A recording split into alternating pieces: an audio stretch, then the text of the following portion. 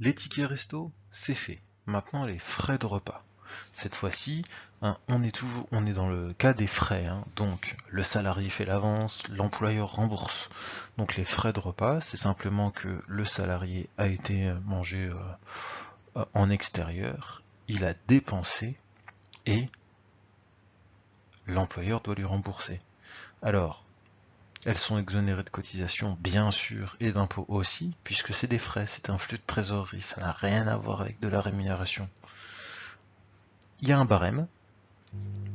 Vous voyez qu'en fonction des cas de repas, le montant prévu au barème est différent. Restaurant 19 euros, déplacement en travaillant sur le chantier 9,30 pardon, et sur le lieu de travail 6,70. Alors c'est marqué barème 2019. Pourquoi? Parce que c'est un barème qui s'utilise pour l'impôt. Et en 2020, on calcule l'impôt sur les revenus de 2019. Voilà pourquoi c'est le barème 2019. C'est marqué barème 2019. Des conventions collectives peuvent prévoir des montants différents, mais dans ce cas-là, réintégration sociale. Mais bon, on n'en parlera pas.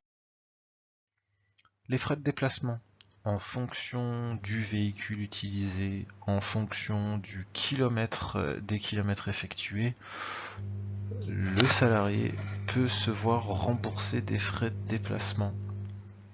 Le barème que vous avez sous les yeux, il est annuel. Il faudra remettre tout ça au mois.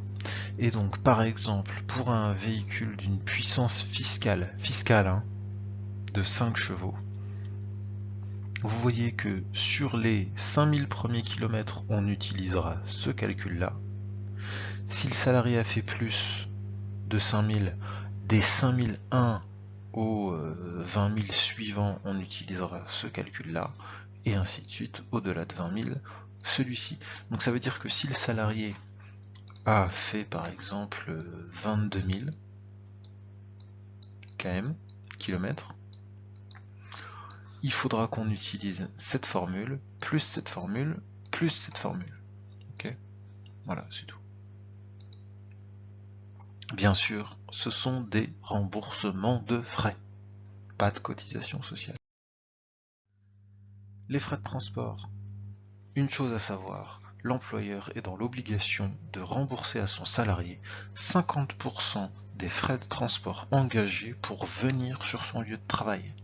Donc, je suis dans une mégalopole, j'ai un abonnement pour le métro que je paye 60 euros par mois. Mon employeur est dans l'obligation de m'en rembourser 30 euros par mois.